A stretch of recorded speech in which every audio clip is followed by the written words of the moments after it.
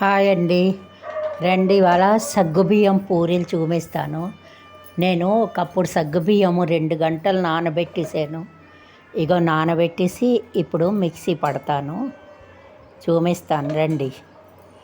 2 గంటలు చిన్న కప్పుతో సగ్గుబియ్యం 2 గంటలు బాగా నానింది, కడిగేసి నానబెట్టేసాను. ఇప్పుడు ఇందులో చిన్న పచ్చిమిర్చీలు 4 చిన్న ఇది అల్లం వేసి రుబ్బేసి చూపిస్తాను. ఇది గోధుమ పిండి, ఇందులో సరిపడా ఉప్పు, పూరీలకి ఎంత ఉప్పు వేస్తామో అంత సరిపడా ఉప్పు, కొంచెం నల్ల జీలకర్ర, కలంజీ అంటారు, నిమ్మకిల్లో వేసుకుంటాం కదా నల్ల జీలకర్ర అది. తర్వాత కొంచెం వాము నలిపేసి, కొంచెం చేతిలో వేసుకుని వాము నలిపియండి, చాలా బాగుంటుంది. వేసేసాక ఇగో ఇది మిక్సీ పట్టేసి చూపిస్తాను రండి. ఇది ఒక 2 సార్లు బాగా తిప్పిస్తే పచ్చిమిర్చి అల్లం బాగా నలిగిపోతుంది. ఇగో ఇది చూడండి ముద్ద. ఈ ముద్దేసి ముందు పిండి కలిపేయాలి, ముందే నీళ్ళు పోయొద్దు. ఇది నీళ్ళు పోయకుండా రుబ్బాలి. మనం మినపప్పు గారెలు చేస్తే ఎలా వస్తుందో అలా వస్తుంది. ఇప్పుడు ఇది శుభ్రంగా పిండి కలుపుతాను. దీంతోనే కలిసిపోతుంది, మనం నీళ్ళు పొయ్యక్కర్లేదు. పిండితో దగ్గరగా కలిపేసి చూపిస్తాను మీకు. ఇగో చూడండి కలిపేసాను. కాస్త కొంచెం నీళ్ళు జల్లుకొని కలపండి, కానీ ఎక్కువ నీళ్ళు పట్టదు. ఇక ఇలా శుభ్రంగా మెత్తగా కలిపేయాలి. కలిపేసి ఒక 15 నిమిషాలు నాననియ్యాలి, 15-20 నిమిషాలు. కొంచెం నెయ్యి మీద రాసేసి ఇలాగ నెయ్యి రాసి వదిలేయాలి.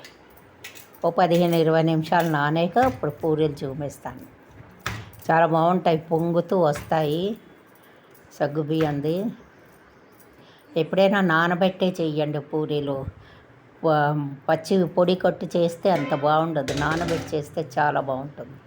చూపిస్తాను రండి. ఇగో 15-20 నిమిషాలు అయిపోయింది, నానింది. ఒకటి ఒత్తి చూసాను పక్కనే, పూరి బాగానే వచ్చింది. అందుకే ఇది బాగా కలిపేసి ఇప్పుడు పూరీలు చేద్దాం. చాలా బాగుంటాయండి, ఉట్టినే కూడా తినేయచ్చు, దీని కూర లేకుండాను అంత టేస్ట్గా ఉంటాయి పూరీలు. రండి చూపిస్తాను ఎలా చేస్తాను, పొంగుతాయి ఎలాగా.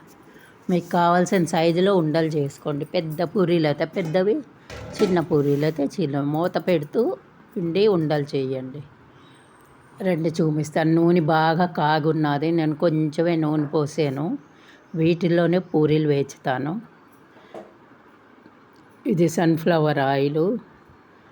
ఇగో ఇందులో కొంచెమే పోస్తాం పూరీలు నూనె. రండి చూపిస్తాను. చాలా బాగా పొంగుతాయి, ఉట్టినే తినేయచ్చు. ఇలా తినేస్తే తెలియదు ఎన్ని తినేసారో, అంత బాగుంటాయి పూరీలు. దూదిలో ఉంటాయండి, తినడానికి గట్టిగా అనిపించవు. చూపిస్తాను రండి చేసి ఎలా ఉంటుందో. సగ్గుబియ్యం పూరీలు మీరు దీంతో చపాతీ కూడా చేసుకోవచ్చు, ఏదైనా చేసుకోవచ్చు. దీంతో నిమ్మకిలు చేసుకోవచ్చు, చాలా బాగుంటాయి.